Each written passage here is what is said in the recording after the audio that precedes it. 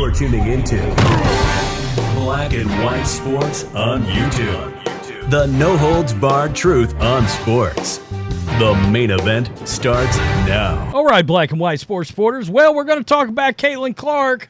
We got the ratings in from over the weekend, and, well, much to the chagrin of Angel Reese, she probably won't be too happy, particularly with the record-setting rating that came from NBA TV as for the third straight game, I believe it is. Caitlin Clark demolished the record for all-time viewers on NBA TV, and this game between Reese and Clark also got a big rating. It should be noted, this game was only on ESPN. It was not on ABC, and it was a middle-of-the-day game, too, on a Saturday. But nonetheless, it still got a really big rating. And the WNBA and the commissioner is on notice from one of the, if not the greatest, Indiana Fever player ever, a member of the Basketball Hall of Fame, Tamika Catchings, who has come out and she has sent a message straight to the commissioner, straight to the WNBA, saying what we've all said: what are you doing? What's going on in the league right now? And no matter how much Whoopi Goldberg and some of these other media figures want you to think what happened the other day between Chennedy Carter and Caitlin Clark was just quote-unquote basketball, Catchings said, no, that's not basketball. It should have been assessed as a flagrant right there on the spot. And Clark asked for it to be reviewed. So we're going to get to those comments from Tamika Catchings because it sort of echoes, you can tell, some of the people around this league absolutely understand the asset, the golden goose that just fell into everybody's lap. I mean, for years, this league's been talking about nobody's watching. Now they got people watching, and they're mad about it. It doesn't make any sense to me. The first professional matchup of Caitlin Clark and Angel Reese delivered another seven-figure audience, if not a record. Saturday's Sky Fever WNBA regular season game averaged a .9 rating and 1.53 million viewers on ESPN, marking the fourth largest WNBA audience in the past 22 years. The top four have each involved Clark and the Fever. Angel Reese, let me repeat that for you. The top four have each involved Clark and the Fever, with her May 14th debut on ESPN2 placing first at 2.12 million. The Liberty May 18th game on ABC, 1.71 million, and May 20th against Connecticut at 1.56 million. Now, if you think there's not a big difference between ABC and ESPN, huge difference.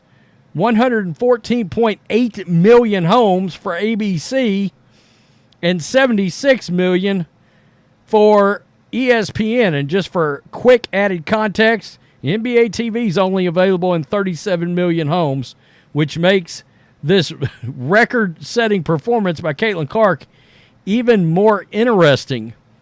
And it's pretty phenomenal. So we go down here the following day, and this was Caitlin's worst game ever. Clark played in yet another game that set a network record.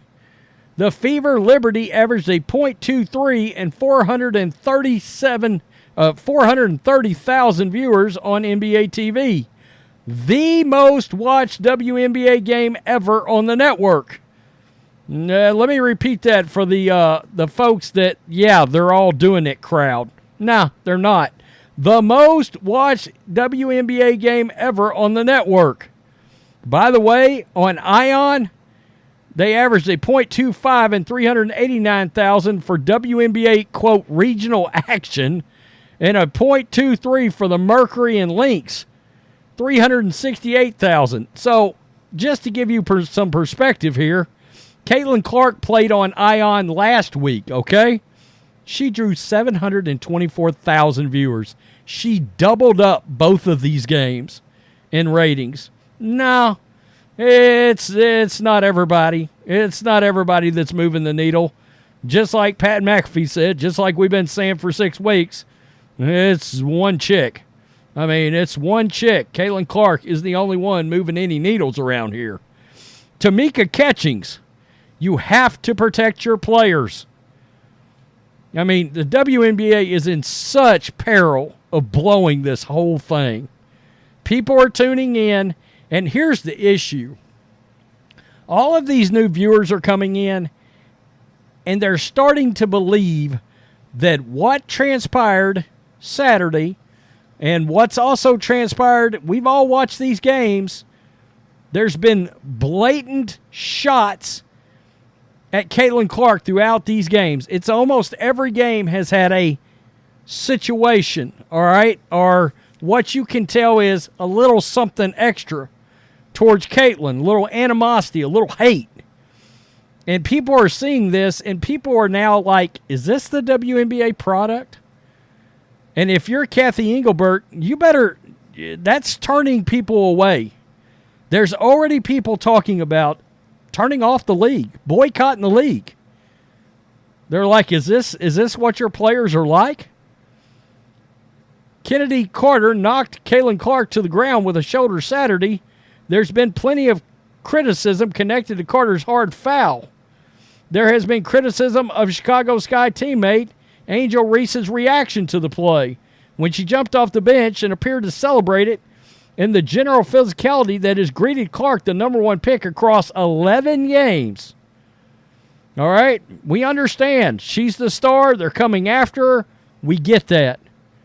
But there's something different about this. There really is. A lot of people think it's tied to the fact that, for example, Stephen A. Smith yesterday said these black WNBA players are jealous. Interesting. And now Tamika Catchings, a WNBA champion, 10-time All-Star with the Fever, and a Hall of Famer right there. You see it, 2011 MVP, is coming out and saying this. She thinks the league needs to, quote, protect your players, and was surprised that the original call wasn't reviewed, something that Caitlin Clark asked the officials to do in the moment. The officials aren't helping this either. All right? The officials are blatantly ignoring things. The elbow from Angel Reese, etc. The cheap shot, I don't agree with that. Especially, that's where injuries happen, Catchings told the outlet. The play itself was wrong. As a whole, we all have a responsibility to make sure the things like that don't happen for anybody to get hit like that. From the league standpoint, you have to protect your players. The fact that the referees didn't take the time within the game to go look at it, I was really surprised. I was at the game. I was really surprised that they didn't look at it and they just kept moving. That's not a basketball play looking right at you. All of these woke media pundits that are out there trying to shuck and jive for Angel Reese, that's not a basketball play, Whoopi Goldberg, Sonny Hostin, Jamel Hill, half the people at ESPN that are claiming that's just basketball. The league eventually upgraded the call to a flagrant 1 the following day. It was pathetic. It should have been a flagrant 2 at least.